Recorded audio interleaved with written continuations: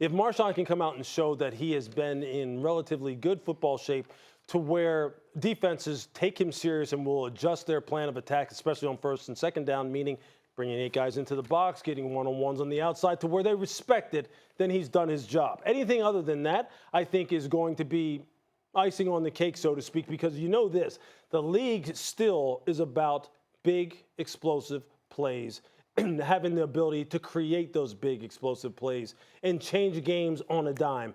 And the person who can do that for the Seahawks is Russell Wilson. And he can do that whether it be in schedule or off schedule. And if you don't have him, let's just say beast mode comes out and he's a 120-yard rusher and he averages 4.5 yards per carry. If you take Russell Wilson off this team, they have no shot. Oh, yeah. They have no shot. That's why I'm saying this. Russ has to be the guy who he has been over the past 3 or 4 years in particular, which is the guy who's probably the greatest ad-lib off-schedule orchestrator in the game. When you think plays are breaking down, this guy's really just getting heated up, and he's just getting started. And we've seen it over and over again, and it's almost to the point where it's annoying to watch because you're sitting there going, here he goes again, right? Nothing ever seems like it's in schedule when he's at his very best. And that's not to say that he can't play the very disciplined, the very regimented game, because he's one of the very best at doing that too. That's why he's right up there in the MVP conversation. So make no mistake about it. This team is going nowhere unless number 3 is tearing it up. Although I will say this, I would love to be at CenturyLink this weekend when they announce, because I promise you think they're going to announce the offense? You think he's going to be last? You think he's going to come out with no helmet on? That place is going to be sick. And it's so loud as it is. It's going to be crazy. sick. Are you kidding me? I'll say Russell Wilson is the best player on the field, bar none. He will be the best player on the field on Sunday. But the most important, Lewis, I think, is beast mode. Because outside of him, Travis Homer, rookie running back, that's who the Seahawks are truly leaning on. They've said that all week in their presser. Problem is, he only has 8 carries all season for, I believe, 52 yards. It's not as if he has a ton of burn. You're talking about a late-round draft pick. You want to put the fate of your running game in a rookie who's only touched the ball from the backfield 8 or so times? That's just not a Seahawks recipe for success. Russell Wilson is amazing. We get that. He's been amazing since he stepped foot into the National Football League.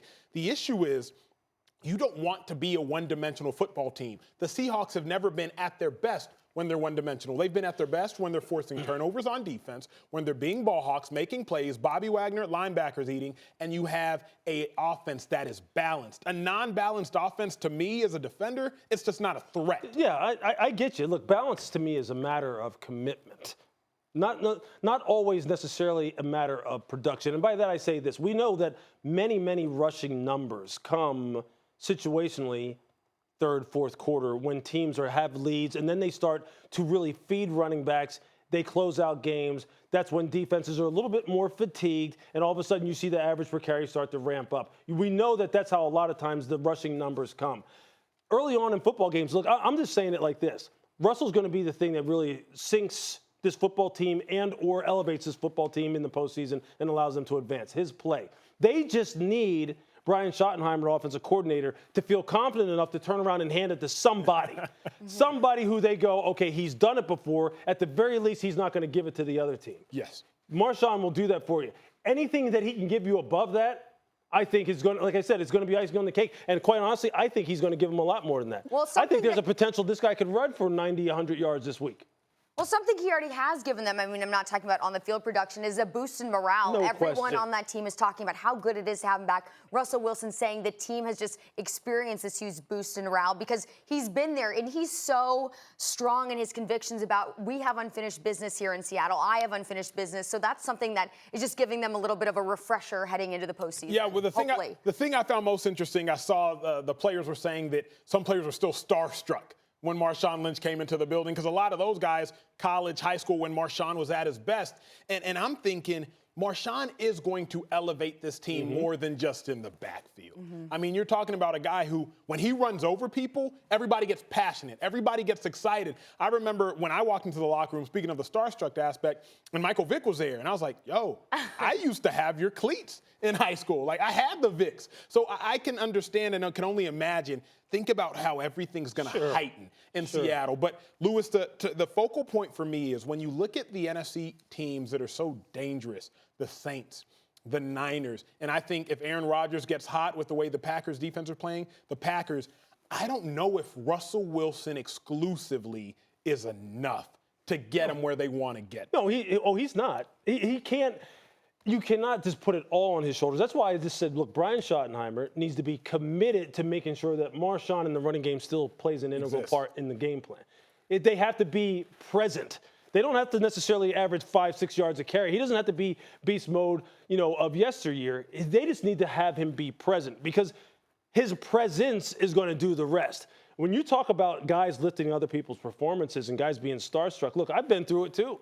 I remember, although when I went through it, it was with Deion Sanders. When we were with the Atlanta Falcons, he had been playing baseball. He comes to play football for the first time that year in 1992. We're playing the Washington Redskins in Washington at RFK Stadium. Hadn't seen Deion not one time. Hadn't been through a single practice.